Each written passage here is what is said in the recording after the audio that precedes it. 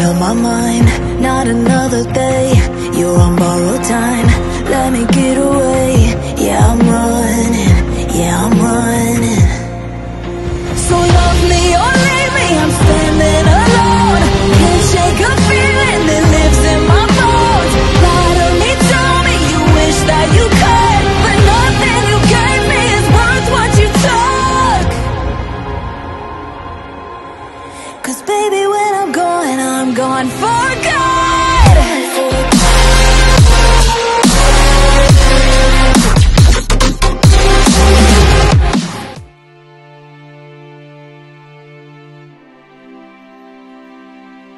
Melanjutkan dari kisah sebelumnya. Sebelumnya Shaolin telah memberitahu Xiaoyan tentang bintang yang menyimpan banyak bahan-bahan obat di klan Dewa Api Kuno. Hal ini sontak membuat Xiaoyan tertarik untuk melihatnya. Namun Kingzi melarang Xiaoyan untuk melakukannya. Ketika klan Dewa Api Kuno pertama kali pindah ke Kampan Laut Selatan hanya membawa sebuah bintang. Namun kini mereka telah berkembang pesat hingga memiliki beberapa bintang kaya energi yang mengelilinginya. Jumlah anggota klan Dewa Api Kuno pun bertambah pesat. Seiring aturan dunia sensi yang longgar dan langit menjadi rapuh, para kultivator baru tumbuh seperti jamur di musim semi. Kekuatan baru muncul dengan kecepatan berkali-kali lipat dibandingkan masa lalu. Klan Dewa Api Kuno yang memiliki pondasi kuat akhirnya berkembang sangat cepat. Waktu berlalu. Dalam beberapa hari berikutnya, Xiaoyan hanya berkeliling di dalam klan tanpa banyak membicarakan masalah kultivasi dengan Shaolin dan Xiao Xiao. Untuk anak-anaknya, Xiaoyan tidak ingin memberi terlalu banyak tekanan. Dia lebih banyak mendengarkan cerita mereka tentang pengalaman selama bertahun-tahun ini. Namun sepertinya pengaruh dirinya terhadap Shaolin dan Xiao Xiao masih terasa. Hal itu dibuktikan dengan kedua anaknya yang terus berlatih dengan keras dan hampir tanpa istirahat. Saat melihat ini, Xiaoyan terus tersenyum di dalam hati. Kalian harus memilih jalan hidup sendiri. Ayah tidak akan ikut campur. Ikutilah suara hati kalian, gumam Xiaoyan. Melihat kedua anaknya yang sudah tumbuh dewasa, Xiaoyan merasa terharu. Mereka dibesarkan di dalam klan Dewa Api Kuno dan disinilah mereka melewati sebagian besar hidupnya. Kemudian Xiaoyan bertanya dengan lembut, apakah kalian punya kebingungan atau pertanyaan? Ayah akan membantu menjawabnya. Sebagai seorang ayah, aku jarang bisa menemani kalian sehingga ayah merasa bersalah. Kedua anaknya menunduk dan berkata dengan sungguh-sungguh, ayah, dibandingkan dengan apa yang telah ayah lakukan, usaha kami hanyalah hal kecil. Kami hanya bisa berlatih sekuat tenaga, berharap suatu hari dapat membantu ayah dan bertarung bersama ayah di masa depan. Sebagai seorang laki-laki, Shaolin memang lebih menyukai pertempuran dengan semangat juang dan keinginan untuk menang yang tinggi. Namun dia juga mewarisi kelembutan hati Sun Er. Xiaoyan yang melihat anak-anaknya tumbuh begitu dewasa hanya bisa merasa terharu sekaligus penuh kasih sayang. Dia tahu perjalanan hidup setiap orang harus dilalui sendiri meski penuh penderitaan. Setelah mereka tiba di klan Dewa Api Kuno, kedua anak itu pernah mengalami banyak kesulitan. Kekuatan mereka saat itu masih lemas hingga sering menjadi sasaran perundungan. Kingzi tidak banyak ikut campur. Dia lebih banyak memberi bimbingan secara diam-diam. Selangkah demi selangkah, kedua anak itu tumbuh dari lemah menjadi kuat dan merebut kembali harga diri mereka dengan tangan sendiri. Usaha Kingzi dalam mendidik kedua anak itu baru terlihat jelas setelah mereka tumbuh. Namun yang paling penting, tetaplah kekuatan dan tekad anak-anak itu sendiri. Dari ekspresi tatapan mata dan percakapan mereka, Xiaoyan bisa melihat dengan jelas bahwa Kingzi telah berusaha sebaik mungkin menjaga serta membimbing kedua anaknya. Kini kedua anak itu sudah tumbuh dewasa dan mampu berdiri sendiri menghadapi dunia ini. Ayah, aku ingin bertemu dengan Ibu Cailin. Ibu Sun Er bilang beliau sedang berlatih. Apakah itu berbahaya? Tanya Shaolin dengan raut wajah yang cemas. Meskipun Sun Er sudah menjelaskan, namun di dalam hati Shaolin tetap merasa khawatir. Xiaoyan pun menceritakan dengan jujur semua yang terjadi pada Cailin tanpa ada yang disembunyikan. Lagi pula, Tidak ada gunanya merahasiakannya. Saat ini Cailin telah melupakan masa lalu, berjalan di jalan takdirnya sendiri sebagai seorang ratu. Pada dasarnya itu bukanlah hal yang salah. Semoga Ibu Cailin baik-baik saja. Shaolin hanya bisa berdoa di dalam hatinya.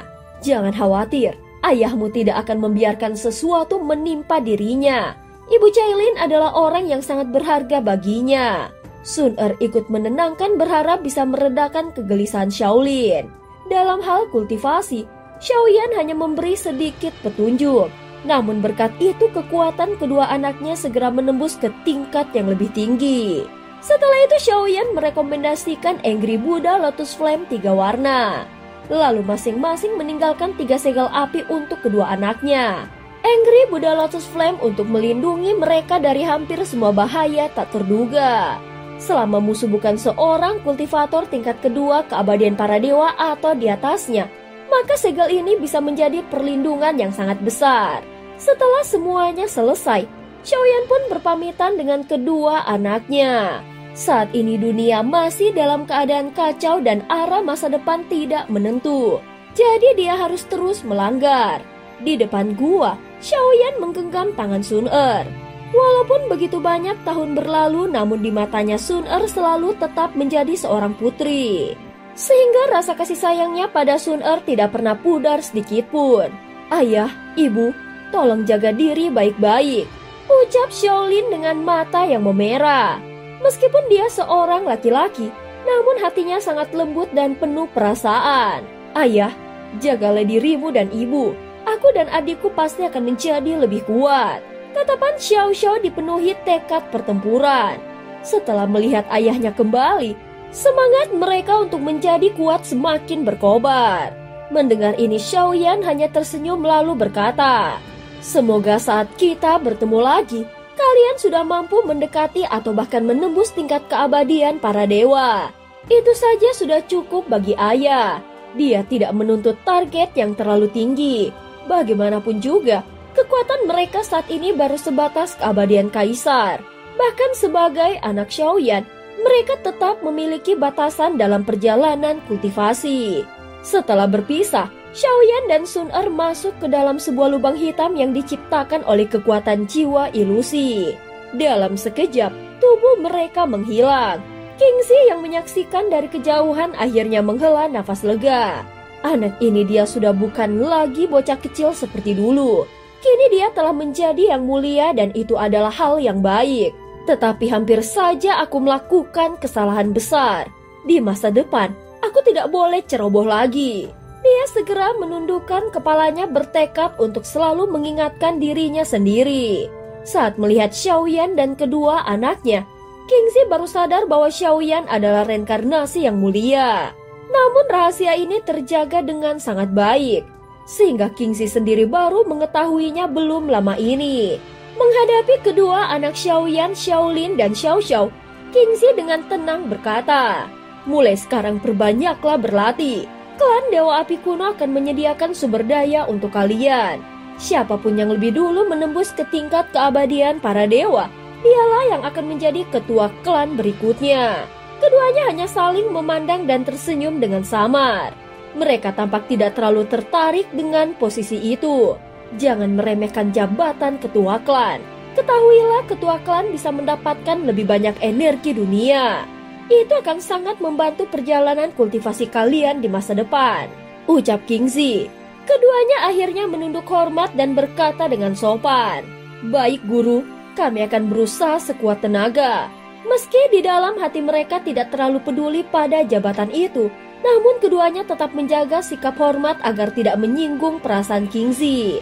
Di tempat lain, dalam sebuah ruang kampan, sebuah lubang hitam terbentuk. Di sana muncul dua sosok bayangan.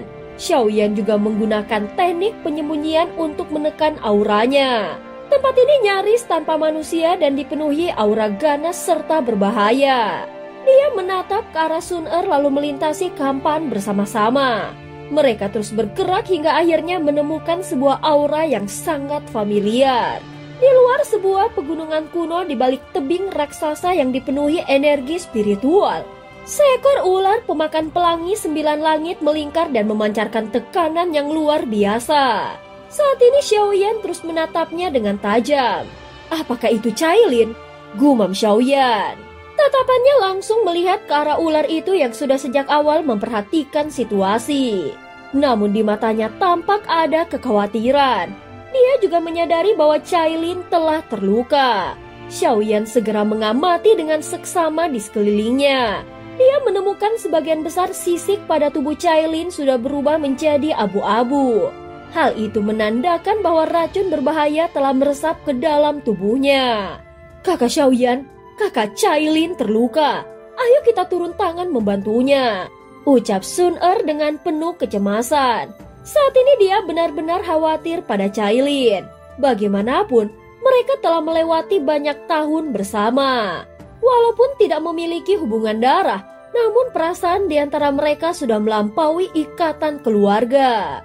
Xiaoyan terdiam dan wajahnya semakin diliputi rasa khawatir. Kita tidak bisa ikut campur. Sebenarnya, aku pun tidak seharusnya datang melihatnya. Jika kita turun tangan sekarang, itu hanya akan kembali menimbulkan karma dan mengubah jalan takdir Cailin, ucap Xiaoyan. Meski begitu, rasa cemas di matanya semakin mendalam. Setelah menarik nafas panjang, Xiaoyan membawa Sun menjauh hingga tiba di sebuah tempat yang berjarak puluhan ribu kaki dari lokasi Cailin. Di hadapan mereka terbentang barisan pegunungan hitam legam seolah terbakar oleh api kegelapan. Saat ini Xiaoyan dan Sun melayang di udara, menyembunyikan aura mereka dengan hati-hati sehingga tidak ada makhluk hidup manapun yang bisa merasakan keberadaan mereka. Di antara pegunungan ini, seekor bayangan raksasa sedang berdiam. Itu merupakan seekor naga hitam dengan tangan seperti manusia. Makhluk ini berdarah campuran yang disebut naga hitam utara. Aura kekuasaan yang dipancarkannya begitu mendominasi seakan dia adalah penguasa tunggal di wilayah ini. Jadi kakak Cailin terluka karena naga itu ya? Gumam Sun yang cerdas dan langsung bisa menebak kebenarannya hanya dengan sekali pandang. Selama bertahun-tahun tampaknya Cailin terus berusaha mengasah diri sehingga tubuhnya dipenuhi sisik naga. Andai dia bisa menelan naga itu, mungkin dia akan benar-benar berevolusi menjadi naga sejati. Saat melihat ini Xiaoyan terdiam sejenak dan hatinya bergejolak. Kalau bukan karena aku, mungkin sejak dulu Cailin sudah bisa mencapai bentuk naga yang sempurna. Bahkan bakatnya tidak ada tandingannya. Sun segera menoleh seakan bisa membaca isi hatinya. Kakak Xiaoyan, kakak Cailin tidak akan menyalahkanmu. Semua ini adalah jalan yang dia pilih sendiri. Mungkin setelah menjalani perjalanan panjang selama berabad-abad, dia mulai memiliki keinginan untuk mengejar kekuatan sejati demi dirinya sendiri. Sun berbicara sambil menatap Xiaoyan dengan lembut. Dia bisa merasakan dengan jelas isi hati Xiaoyan hanya dengan lewat tatapan dan beberapa kata saja. Itulah keistimewaannya dan bisa dianggap sebagai pendamping sejati. Tetapi sekarang kakak Cailin sudah terluka. Aku khawatir dia bukan tandingan naga hitam itu. Lalu apa yang harus kita lakukan? Apa kita benar-benar tidak bisa membantunya? Sun bertanya lagi. Kali ini dengan nada yang penuh kegelisahan. Xiaoyan sebenarnya juga sedang memikirkan hal itu. Hanya saja Sun yang lebih dulu mengatakannya dengan lantang. Memang mereka tidak boleh ikut campur. Sebab Ratu pernah memperingatkan jika ingin menjadi naga sejati, maka Cailin harus mengandalkan dirinya sendiri. Beberapa waktu kemudian Xiaoyan dan Sun kembali ke pegunungan tempat Cailin berada. Saat ini di atas sebuah batu besar berbentuk aneh. Ujung bawah batu itu runcing sementara bagian atasnya melebar. Cailin sedang duduk bersila dengan tenang menunggu pemulihan dirinya. Tidak jauh dari sana, naga hitam utara juga terluka. Namun kondisi Cailin jauh lebih parah. Dengan demikian, tidak akan butuh waktu lama sebelum naga itu kembali melancarkan serangannya. Benar saja, hanya puluhan hari berselang, langit kembali bergejolak.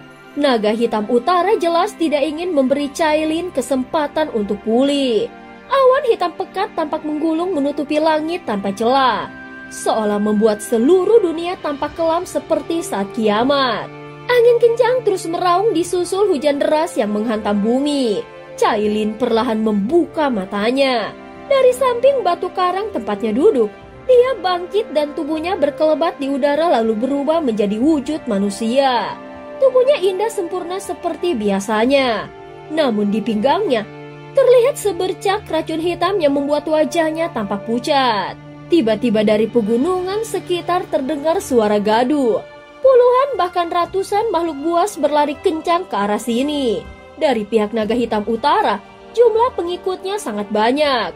Sementara di pihak Cailin hanya ada segelintir. Terlihat perbandingan kekuatan di antara keduanya begitu timpang. Tiba-tiba cahaya hitam melesat dari langit. Sosok raksasa naga hitam utara menukik turun lalu berubah menjadi manusia berambut panjang legam dengan mata naga yang berkilat dingin. Dengan nada menghina dia berkata, "Tubuh penuh racun dan darahmu kotor. Berani-beraninya kau menantangku. Aku sudah mengatakan sebelumnya, jika kau rela melahirkan keturunanku, maka dendam lama bisa lenyap. Jika tidak, mati saja." Suara dingin itu menggelegar ke seluruh lembah. Xiaoyan yang menyaksikan dari jauh alisnya langsung mengerinyit. Dia menilai kekuatan naga hitam utara berada pada tingkat ketiga keabadian kaisar. Sementara Cailin hanya berada di tingkat pertama keabadian kaisar. Perbedaannya memang tidak terlalu jauh. Namun dengan luka parah yang diderita Cailin ditambah banyaknya pengikut naga itu, situasinya jelas sangat tidak menguntungkan. Sehingga peluang kemenangan Cailin mungkin tidak sampai 20%. Aneh dia bisa ikut campur dalam pertarungan ini. Xiaoyan benar-benar ingin mencabik-cabik otot naga itu satu persatu dengan tangannya sendiri. Saat mendengar naga hitam utara, Cailin menatapnya dengan dingin dan berkata, "Kau bukan naga sejati. Kau hanyalah keturunan campuran yang dibuang dari klanmu sendiri dan darahmu juga kotor. Jadi tutup mulutmu dan terimalah kematianmu." Saat berikutnya tidak ada lagi kata-kata yang terdengar. Naga hitam utara langsung menerkam ke depan dan cakarnya menebas ke arah Cailin. Saat berikutnya, Cailin berubah wujud naga namun tubuhnya lebih kecil. Meski begitu, pergerakannya sangat lincah. Dia dengan mudah menghindari serangan. Seketika kedua belah pihak bertarung dengan sangat sengit di udara. Makhluk-makhluk buas di bawah hanya menonton dan tidak ikut campur. Bagi mereka, ini adalah pertarungan raja melawan raja.